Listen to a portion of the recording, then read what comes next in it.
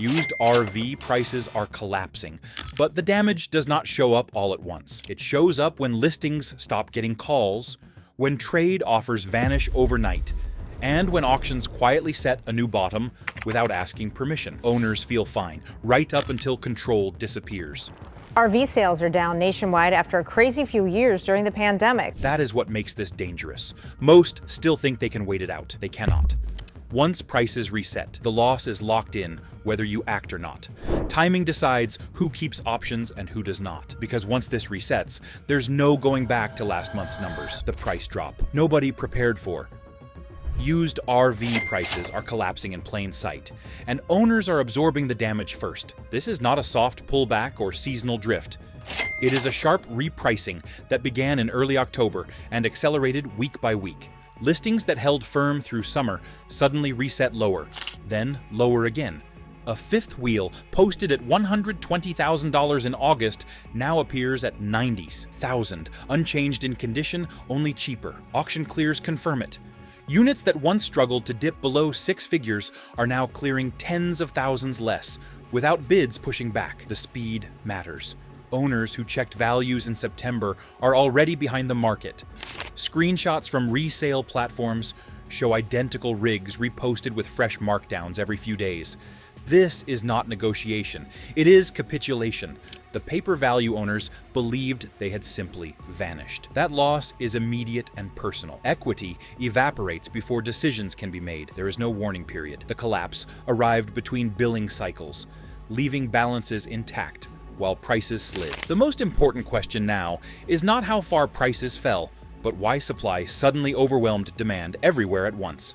Once you see where the flood is coming from, the speed of the collapse stops feeling surprising and starts feeling inevitable. The inventory flood.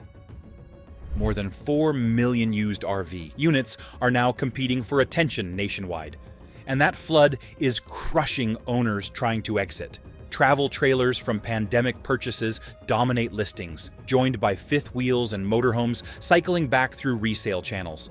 Every new listing pushes the last one down.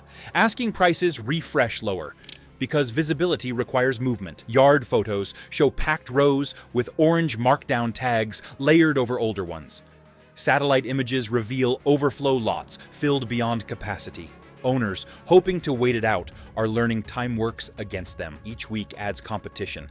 Each price cut trains buyers to pause. Units do not disappear in winter, they stack. Private sellers join rental returns and trade-ins, all feeding the same oversupply. The result is paralysis. This is the nasty part. The collapse arrived between billing cycles. Your statement stayed the same. The market didn't. So owners woke up to a gap they didn't plan for. Tens of thousands instantly. That gap is what freezes private sales and turns normal selling into forced selling. Here's the math that created that trap. But if this breakdown is already saving you money, take a second to like this video, subscribe for updates, and share what prices look like where you live. Those real numbers help keep the market honest and protect others from timing. The debt math that broke the market. Payment pressure is what turns falling prices into financial wreckage. Pandemic-era loans locked in low rates and long terms, keeping monthly costs manageable on paper. A R-Vee financed near $120,000 carried a payment around $600. Today, rates above 8% push that same note past $1,000. The balance barely moves while market value drops fast. Refinancing options narrowed quietly. Lenders now block older units or smaller balances, trapping borrowers in place. Statements show owners owing more than resale offers by tens of thousands. That gap freezes private sales. Buyers will not cover it. Sellers cannot absorb it. When payments slip, penalties follow quickly. Once an auction prints a low, the market stops negotiating with individual owners. It starts enforcing a new floor, and that's when the damage stops being hypothetical and becomes locked in, because the market already decided who eats the loss first. And the next chapter is where that order shows up. Who really sets the bottom price?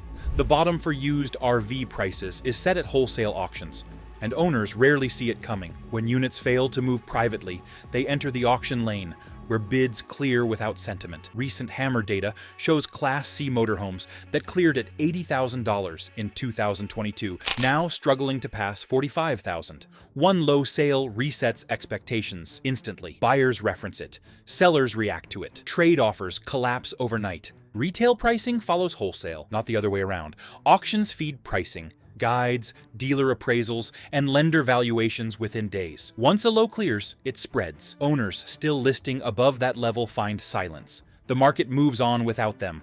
This is why the damage accelerates. Control shifts away from individual sellers toward the clearing price. That price dictates losses already locked in. The remaining question is who absorbs them first as this process continues.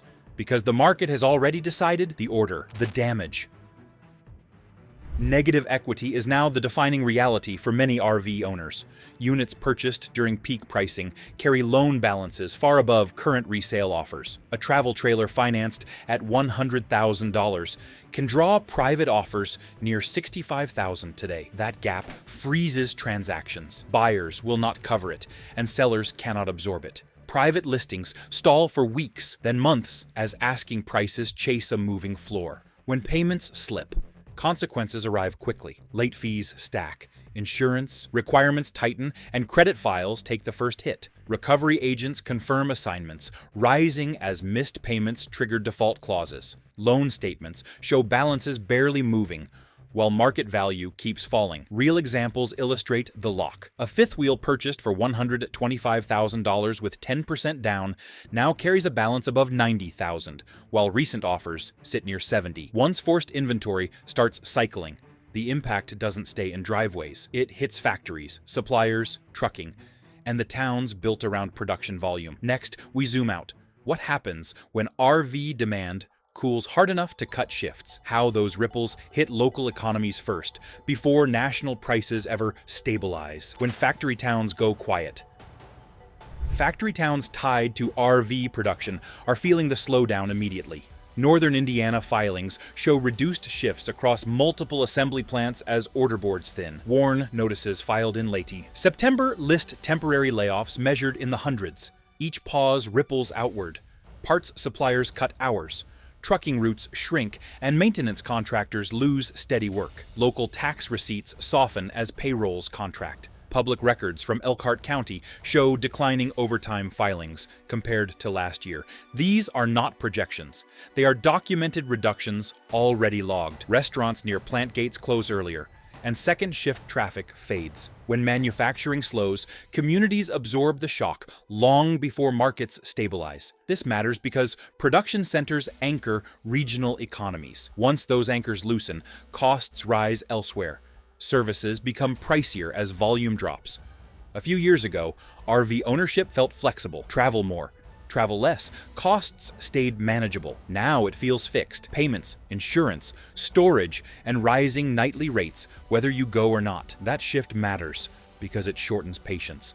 And shorter patience increases supply, which pushes prices lower. It's a feedback loop. Rising costs that kill the lifestyle. Operating a R-Vee now costs more, even without moving. Campground rates that averaged $30 per night a few years ago now post near $60 at many private parks. Corporate ownership drives standard pricing across regions, reducing discounts for longer stays. Public rate sheets from national campground groups confirm steady increases year over year. Insurance adds another layer. Premiums rise as replacement parts cost more, while deductibles climb quietly. Storage fees follow the same path.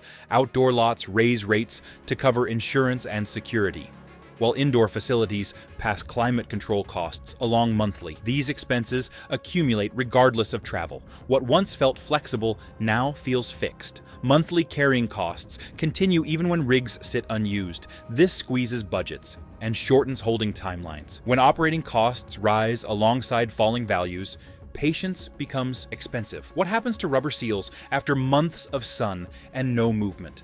What happens to tires, batteries, generators, and slide mechanisms when nothing gets exercised?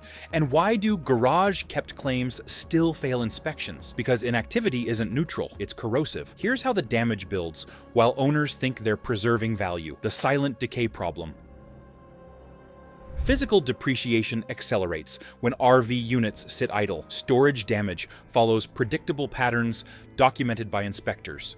Seals dry and crack, allowing moisture intrusion around vents and windows. Batteries discharge and fail when left unmaintained. Tires develop flat spots and sidewall rot. Interior materials trap humidity, encouraging mold growth behind panels. Inspection reports from Gulf Coast and Midwest storage facilities show consistent findings after a single idle season. Deferred maintenance compounds these issues. Systems that are not exercised degrade faster, not slower. Generators gum, fuel lines varnish, and slide mechanisms seize. Each problem lowers functional value before cosmetic flaws appear. This decay does not wait for ownership changes. It begins the moment movement stops. Units photographed as clean bargains often hide this damage beneath fresh detailing. Inspectors note that visual staging masks structural deterioration. Why do the cheapest rigs have the cleanest photos? Why do fresh floors show up so often in distressed units? And why do buyers only discover moisture, rot, or corrosion after the sale when recourse is gone? Because staging can hide structural damage long enough to close a deal. Here's how that trap works. The bargain mirage. The bargain mirage is pulling money out of pockets faster than high interest ever could. Listings show dramatic cuts, but many of these units share the same backstory. Repossessions dominate the cheapest tiers, joined by flood-exposed rigs quietly recycled back into circulation. Inspection photos from Louisiana and Florida document identical patterns. Fresh vinyl flooring hides soft subflooring. New decals mask warped siding. Cabinets look clean, while framing behind them rots. Before and after inspection, images show the truth clearly. What looked untouched on listing day reveals moisture trails and corrosion once panels are removed. These cosmetic fixes are not accidents. They are fast turn strategies used to move distressed inventory quickly. The discount is real, but the damage runs deeper beneath the surface. Service logs attached to auctioned units show repeated water intrusion claims that never reached public disclosures. Buyers see the price and assume value. What they are actually buying is deferred failure waiting to surface later. The loss does not appear immediately. It arrives months later through leaks, electrical faults, and structural sag. By then, recourse is gone. This is why cheap does not mean safe. It means unfinished problems quietly changed hands. That reality leads directly to how real value is actually confirmed. What separates a deal from a disaster? Real value is not determined by shine or staging. It is verified through inspection. Roof membranes reveal soft spots near vents where seals failed. Tires older than 5 years show cracking that leads to blowouts. Frames develop corrosion near battery trays and propane mounts. Electrical systems expose neglect through weak inverters and failing converters. Service invoices show the cost of these issues clearly. A full roof reseal averages $4,000. A generator rebuild can exceed $3,000. Suspension repairs add another $2,000 quickly. These are not rare events. They are routine findings logged by independent inspectors. Clean interiors distract from structural fatigue underneath. Slide motors strain, wiring overheats, and plumbing seals dry out when units sit idle. Inspection reports confirm that appearance does not equal integrity. Passing inspection used to mean you were almost done. Not anymore. Now we hit the credit freeze, lender age cutoffs, collateral thresholds, insurance bind failures, and why transactions are collapsing days before closing. This isn't negotiation. It's system blockage, and when deals can't close, unsold units re-enter the flood and push prices down again. The credit freeze. Even when a unit passes inspection, transactions stall at financing. Lending cutoffs tightened quietly over the past year. Many institutions now restrict loans to newer R-Vee models above specific balance thresholds. Insurance carriers followed suit, raising deductibles and narrowing coverage terms. These changes surface late, often after deposits are placed. Loan approvals collapse when collateral values fail updated criteria. Policy sheets from regional credit unions show exclusions by age and mileage that did not exist previously. Insurance binders expire when premiums spike beyond estimates. Deals fall apart days before closing. This is not negotiation failure, it is system blockage. Buyers and sellers reach agreement, then discover the channel is closed. Funds cannot move, coverage cannot bind. The transaction stops cold. This freeze pushes unsold units back into circulation, feeding the next cycle of loss. When systems designed to move assets fail, participants seek alternatives outside traditional channels. It is a shift that explains the quiet pushback already forming underneath the surface. Quiet pushback. As formal systems tighten, informal solutions emerge. Shared storage agreements appear across rural counties, reducing monthly carrying costs. Cooperative groups pool tools and labor to handle routine repairs without service centers. Parts pooling lowers replacement expenses by buying in volume. Real groups operating in Arizona and Indiana document these arrangements publicly. Photos show converted lots serving multiple owners with shared lifts and sealant supplies. Forums track part swaps and labor exchanges week by week. This is not ideology, it is practical response. When traditional paths fail, self-organization fills the gap. These networks reduce exposure to rising fees and limited financing. They do not reverse losses, but they slow them. Quiet coordination replaces individual struggle. This response reshapes who survives, downturns with assets intact. Those who adapt preserve flexibility while others absorb full losses. Understanding this shift matters because it reveals who actually emerges stronger when markets reset and pressure forces change. How R-Vee cycles really work. R-Vee markets move in cycles, not straight lines, and those cycles follow the calendar more than headlines. Historical pricing charts show consistent pressure beginning in October and deepening through January as storage bills arrive and year-end audits approach. Dealers facing floor plan reviews mark down aging inventory to clear balances before books close. This seasonal compression has repeated across decades, including downturns in 2018 and 2020. The pattern matters because it explains why sudden drops cluster late in the year. Storage yards fill, carrying costs rise, and patience thins. Buyers hesitate, knowing another cut often follows the first. Sellers feel squeezed by time rather than panic. That rhythm creates predictable lows that appear quietly before spring demand returns. This cycle is harsher because inventory levels are higher and financing is tighter, amplifying every seasonal move. Understanding this rhythm restores control because timing explains price behavior better than headlines ever could. It also shows why waiting blindly costs money when calendar pressure is ignored, and why recognizing seasonal lows allows decisions without urgency, noise, or regret later. This framework replaces fear with structure and replaces reaction with planning under changing market conditions each single year ahead, especially when storage bills, audits, and slow demand quietly compress prices. It turns uncertainty into signals, confusion into order, and volatility into something measurable. With structure, timing becomes intentional, not emotional, allowing choices to follow evidence instead of headlines alone. The economic layer. Underneath, above seasonal cycles, sits the broader economic layer shaping R-Vee demand. Higher interest rates reduce discretionary spending, pushing large purchases down priority lists. Inflation pressures household budgets, shrinking room for travel expenses and maintenance. Macroeconomic charts from the Federal Reserve show elevated borrowing costs, persisting longer than prior cycles. Consumer confidence surveys reflect caution, not optimism. When disposable income tightens, recreational assets feel the pull first. This layer explains why recoveries lag even after inventory clears. Spending resumes only when confidence stabilizes. That delay keeps prices under pressure beyond seasonal lows. Opportunity hides where expectations lag reality, because markets adjust before sentiment does. This environment rewards restraint and punishes assumption. That's why expectations get people hurt. Owners keep looking for a sudden reversal. One good month, one spring surge, one weekend of strong traffic. But economic drag doesn't reverse on a weekend. It works slowly. And while it works slowly, it quietly forces sellers into faster decisions. Bills don't pause while optimism waits. Storage renewals arrive. Insurance renewals reset higher. Repairs surface.